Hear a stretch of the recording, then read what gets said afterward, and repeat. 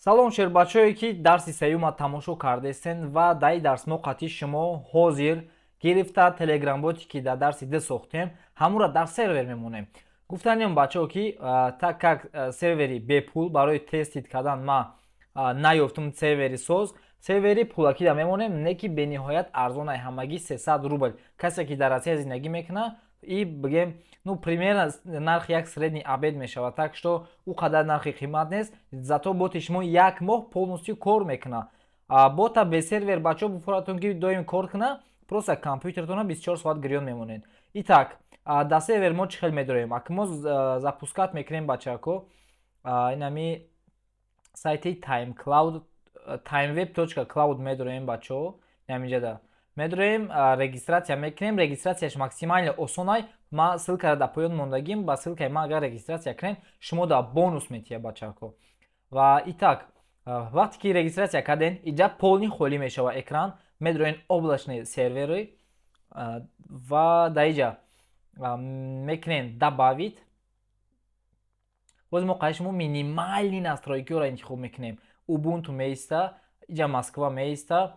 Хоб ина иша выбор мекунем якунгиша, яъне мебинем 150 рубл дар як моҳаша ва иҷада бо публични IP адрес мода дар кора. И ҳатмияй барое ки беи мо наметавонем дар боти худмон загрузит кунем коди навиштагимона. Ва инамира вай мекунем бачаҳо, добавить мекунем ва бекапа удалит мекунем, медорем иҷа галочка мемонем, отключить мекунем ва ина ҳамагӣ 300 рубл в месяц мешава. Иҷада номша метавонед монед ва заказат мекуне, ҳамахе сервер пайдо мешава. Мумкин аст шумо оплата бипурса, оплаташ инам хеле мисол инҷада мепурса, иҷа шумо метавонед картаи российский выбор кунед, метавонед система быстрых платежей выбор кунед ва через Душанбе Сити ба QR код оплатит кунед. Или же иностранная банковская карта метавонед интихоб кунед, ба ямни оплатит кунед, ҳамаш 100% мешава. баъде ки шумо сервера созад карден, шумода инам хел пайдо мешава. Дар сервер медорем, ҳозираш дар сервери шумо полностью холияй, не ки обязательно бояд инами меню инамиҷа боша. То есть инам хели IPv4 навиштагӣ боша, подключение по SSH, ҳамаш инам хели бошам, да.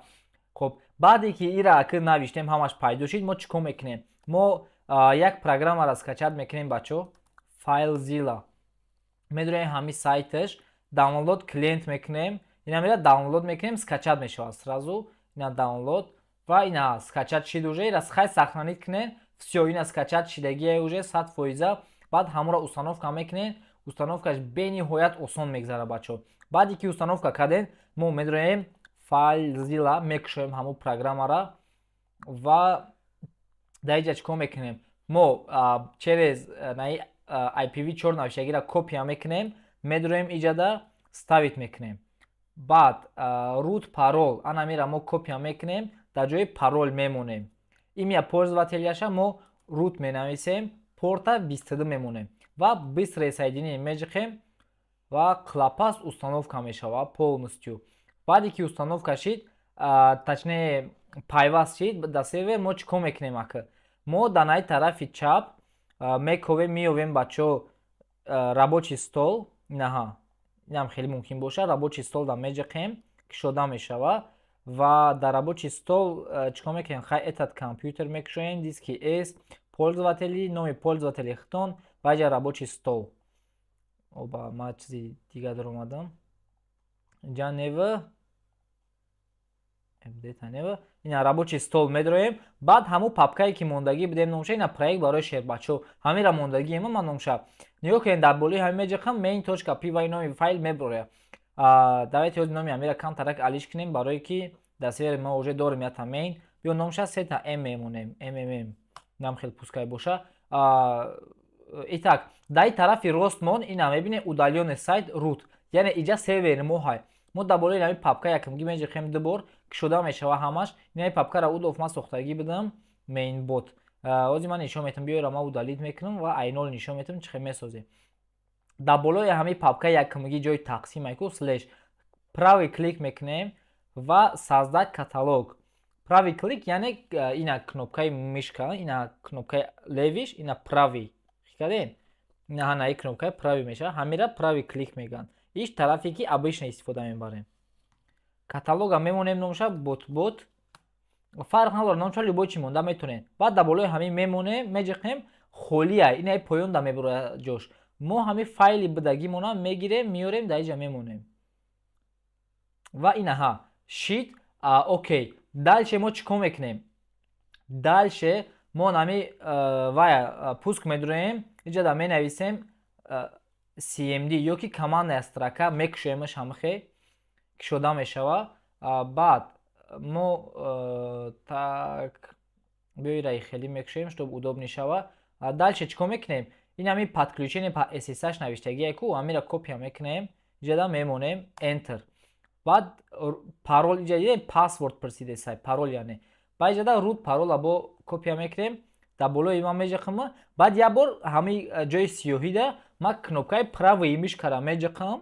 Инаҳа уже парол стави чит неки нишон намета, командная строка нишон намета парола барои безопасность. Неки навиштагие уже ма enter меҷиқам. Всё, подключение 100% гузашт. Баъд чӣ кор мекунем бачаако? Давай ира ма полный экран кунем, хай ҳамахе беста мешава. Ана ки мо чӣ кор мекунем? Ҳозир айнан ранги макнен бачаако, илтимос. Айнан ранги макнен ва ягон хатогӣ дар сервери шумо намешава. Шаг за шагам чӣ кор мекунем? Ҳозир мо бояд баъзан инструментҳоро установка кунем. Якимаш мешава pip, яъне барои установка кардани библиотекаи Python. Хоб, мо инҷа да медуроем аввал установка мекунем pip apt install менависем python c-pip enter меҷиқем, намахе установка шид. Баъди pip установка кардан мо менависем pip install iogram. Обязательно iogramма мо установка мекунем бачаҳо, беи намешава. Баъди ки установка кардем, як инструменти дига мемонад. Менависем sudo apt install node.js ва установка мешава. Як бор дига менависем стрелкаи болора бижиқем, ҳамун код копия мешава. Idov npm менависем ва инаҳа установка мешава. Менависем idov npm install pmd-g, яъне глобальна установкаш мекунем. Enter меҷиқем ва всё, установка мешава. Ма дар сервер уже ёро установка кардагием ва як бор дига ина установка кардам барои шумо. Ё инструментҳои обязательниан, ба воситаи ҳамаё ма бота запустид мекунам. Ҳозир мо аки дальше ки ёро мо установка кардем, як бор clear менависем ки тоза шава. Баъдан мо менависем cd slash ва мегзарем папкаи асосӣ. Инҷа да як бор ls менависем, мебинем инаҳа bot номи ҳамаи папкаи мо. cd bot ҳамахе навиштан гирем бачаако, просто ранги ма ls менависем seta.m.py бромад. Ана ки мо бояд запустид кунем, мо чӣ хел запустидш мекунем? Мо дар ҳамин ҷа менависем pmd, як бор просто status бинависем барои санҷидан. Нигоҳ кунед, шумо якум бор запустид карданда як гала гапча исӯсӣ мебуроя, аҳамият надем, ин ҳамин таблицача мебуроя, не ки дар диланаш ҳечи надора. Ё бото ян ки ман запустид кардагӣ будам барои тест, барои исӯсӣ, якумаш боти худам ва ҳама рафтестай. Нигоҳ кунем бачаако, ҳозир мо запустид мекунем ин ҳамин бота.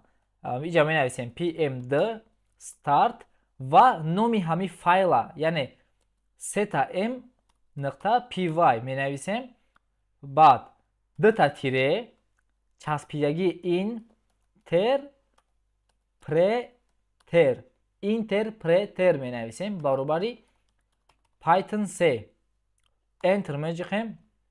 Ина мебинем ки ин ҳаминҷа mmm пайдо шид, ҳама 100% ина онлайн савзак. Значит кор кардестай. Ҳозир биё месанҷемаш. Медуроем Telegram ва ҳамин боти бидагии худмона, инаҳа боти ма запустид мекунем. Ина старт мекунам, старт. Дидем кор кардестай ҳама 100%. Значит ки боти мо запустид, ина мебинем ма VS Code кушодагӣ нестам бачо. Значит боти мо кор кардестай. Шумо метавонед ира маҳкам кунед, бизанед бирен то як моҳ суми ҳамун 300 рубли гузарондагии шумо дар сервер мерасонад ва як моҳ боти шумо беташвиш кор мекунад. Ана ки барои бота пауза кардан, шумо бугӯи мисол ман паузаш мекунам, настраивач мекунам, беҳуда кор накунад. Менависи pmd stop, баъд номе ки ин ҳамин ҷада навиштагие ку таги ҳамин неймда ина seta.m enter меҷиқем. Всё, ина мебини ки стоп шид. Ана кози ма медрум иҷа старт мекунем, дига бот кор накесай. Значит боти мо успешна пауза карда шид. Хуб, значит инами дарсда фаҳмидем чихел бота дар сервер мемонем. Ана акин ёкен бачаҳо ҳозир и файла хай мо алиш кардем номуша инаҳа. Барои баъзанҳо, значит барои бисёриҳое ки программист нестанд, ҳамин чиз ранги хитоӣ метавад ки и импорт блогинг чия, импорт айограм чия, ёш чия, чӣ маънӣ дора. Бира бисёриҳо мисол намефаҳманд реально касе ки хитоиро надона ранги китаест ки язык метавад дар назараш. Не ки бачаҳако ман шуморо мегӯм, агар ки шумо конкретна ёд гирифтанӣ бошен, агар конкретна хоҳиш дошта бошен ки ёд гирам ва вақта беҳуда нагзаронам дар самаушка карда раи дига хилқати нарам, марҳамат курси мо да бидро. Марҳамат ҳозир шансай бачаҳако касе ки ҳамин видеоурока гирифтагӣ дар бод тамошо кардаги ҳамин дарсҳоро успешна тамошо кард, ба ҳамин одамо скидка мекунам курса 50 сомон арзонтар. Яъне курси мо худаш 300 сомония, ма 250 сомониш мекунам ва доступ неограниченӣ. Именно одамое ки ҳамин ҷода тамошо мекунанд, ҳамвода 250 сомонӣ курс дар давоми 1 ҳафта баъди сар додани ҳамин бот. Вақте ки ҳамин бота ма запустит кардам, то давоми 1 ҳафта касе ки тамошо кард ҳамин дарсҳоро ҳар сеша, ҳамон одам мегира скидкара 50 сомонӣ скидка, яъне нархи курс 250 сомонӣ, доступ навсегда неограниченӣ мешавад. Дар курс мегӯм бачаҳако ки мо ҳар яки ин чизҳоро разбират мекунем, мефаҳмем, телеграм-ботҳои реалӣ месозам, яъне заказое ки ман худам гирифтагӣ кардагишонам, ҳамун заказҳоро ман дар курс мефаҳмонам бачаҳакода. Так что ту ягон чи ай даст наметӣ ва ягала победа мекунӣ. Ай ҳисоби чӣ сразу хулосата бароварда тонистӣ.